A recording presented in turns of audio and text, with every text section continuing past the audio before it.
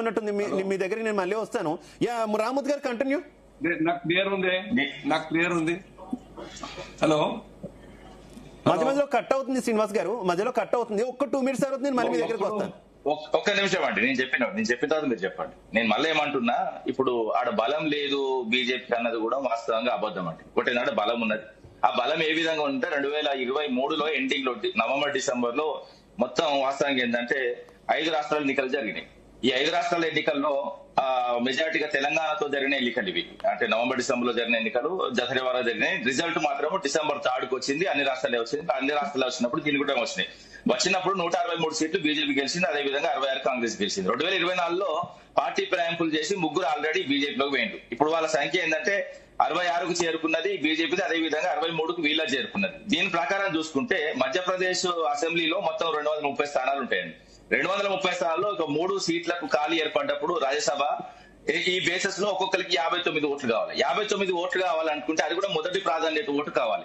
మొదటి ప్రాధాన్యత ఓటు 59 ఉన్నప్పుడు సరే బలం ఉన్నదా లేదన్నా చూసుకోవచ్చు. అదే విధంగా 3వ అభ్యర్థి పెట్టేటప్పుడే, ఇప్పుడు బీజేపీ 3వ అభ్యర్థి పెట్టినప్పుడే కాంగ్రెస్ అదుర్కోవాలి. ఇంకోటి ఏంటంటే ఆల్రెడీ ఈ సీట్ కోసం ఆల్రెడీ వాళ్ళు ఉన్నట్టు కూడా అర్థం చేసుకోవాలి. దాంతో పాటు రేవంత్ రెడ్డికి ఏం అవసరం, మాకేం అవసరం అంటే రేవంత్ రెడ్డికి అవసరం మీనాక్షి నటరాజన్ గారు.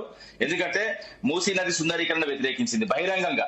అదే విధంగా ఖమ్మం వెలుగుమట్లో జరిగిన ఘటనను తీవ్రంగా వ్యతిరేకించింది, అది కూడా బహిరంగంగా.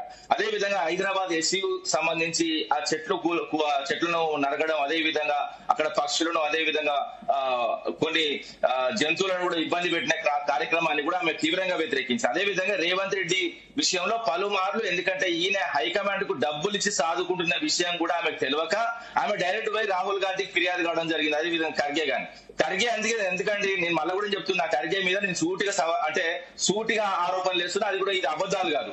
మొన్న జరిగిన రాజ్యసభ కర్ణాటక ఎలక్షన్స్ లో సీట్లు అమ్ముకున్నాడు, వాళ్ళ కొడుకే డబ్బులు తీసుకున్నాడు. అది కూడా నాకు కర్ణాటక నుంచి నాకు కొంచెం సంబంధాలు. ఎందుకంటే ఒక సీటు గురించి ఒక వ్యక్తి ప్రయత్నం చేసినప్పుడు అక్కడ ఉన్న వ్యక్తికి ఇవ్వకుండా ఇంకో వ్యక్తికి ఇచ్చినట్టు ఆ వ్యక్తి మా ఫ్రెండ్ కు చెప్తే మా ఫ్రెండ్ మాకు చెప్పడం జరిగింది. ఈ విధంగా బేరసారాలు, అదే విధంగా డబ్బులతో లావాదేవీలు నడుస్తున్నాయి తప్ప కాంగ్రెస్ పూర్తిగా 3 రంగుల పార్టీ, 3 అక్షరాల పార్టీ, 3 రాష్ట్రాలకు మిగలడానికి కారణం ఇదే. ఇంకోటి ఏంటంటే డబ్బుల మీద ఆధారపడి, ఇంకోటి రాహుల్ గాంధీకి ఏదో ఆపద వచ్చినట్టు, రాహుల్ గాంధీ కుటుంబానికి ఏదో ఆపద వచ్చినట్టు మేము 1000 కోట్లు పంపుతామని ఈయన మాట్లాడుకుంటానే డబ్బులు ఈయన ఎప్పుడు డబ్బులు పంపుతున్నట్టు ఆయన ఒప్పుకున్నాడు. తీసుకున్న వాళ్ళు కూడా మొన్న మోడీ కూడా చెప్పిండు, ఒకవేళ మేము వేరే రాష్ట్రాలకు ఇచ్చినట్టు, అదే విధంగా గుజరాత్ కి ఇచ్చినట్టు, ఆంధ్రప్రదేశ్ కి ఇచ్చినట్టు, ఇతర రాష్ట్రాలకు ఇచ్చినట్టు ఇస్తే నువ్వు అందులో 50% నీ దగ్గర ఉంటే 50% ఎక్కడికి పోతాయి నీకు తెలుసు అంటే రాహుల్ గాంధీకి నువ్వు ఇస్తున్నవాడు క్లియర్ చెప్పిండు. అదే విధంగా కేంద్రం ఏం చేస్తున్నది, కేంద్ర హోంశాఖ ఏం చేస్తున్నది, కేంద్ర ఇంటెలిజెన్స్ విభాగం ఏం చేస్తున్నది. సరే, ఇప్పుడు రేవంత్ రెడ్డి ఎవరికి డబ్బులు ఇస్తున్నారు, ఎవరిని కాపాడుకుంటున్నారు. ముఖ్యంగా ఏంటంటే ఇక్కడ చంద్రబాబు లేకపోతే వాస్తవంగా ఈ ముఖ్యమంత్రి పీఠం అన్నది ఉండదన్నది కూడా తెలుసు. ఎందుకంటే 2 దిక్కులు డబ్బులు పంపుతున్నారు అనేది వాస్తవం. అదే విధంగా ఇంకో మాట మాట్లాడుకుంటే, ఇప్పుడు ఇన్ని రాష్ట్రాలు 5 రాష్ట్రాల్లో ఎన్నికలు జరిగినప్పుడు రిజల్ట్ వచ్చింది కూడా మనం కొంచెం క్లియర్గా తెలుసుకొని డిబేట్లకు రావాలి. అసలు సీట్లు ఏందో తెలియదు, అసలు ఓట్లు ఎన్ని పడ్డాయో తెలియదు, ఎన్ని సీట్లు గెలిచినా కూడా తెలియని అభ్యర్థులను తీసుకొచ్చి మాట్లాడితే ఏ విధంగా మాట్లాడగలుగుతామంటే, ముఖ్యంగా ఏంటంటే ఇరు పార్టీలకు సంబంధించి ఒకటి 2 గెలవచ్చు, ఒకటి గెలిచే ఛాన్స్ ఉన్నది. ఎందుకంటే వీళ్ళకి ఆల్రెడీ 63 సీట్లు ఉన్నాయి కాబట్టి కాంగ్రెస్ కి 59 ఓట్లే కావాలి కాబట్టి ఆ 59 ఓట్లకు ఒక క్యాండిడేట్ ఉన్నాడు. కానీ మీరు నామినేషన్ పత్రాలు సరిగ్గా నింపనీకి రాదు.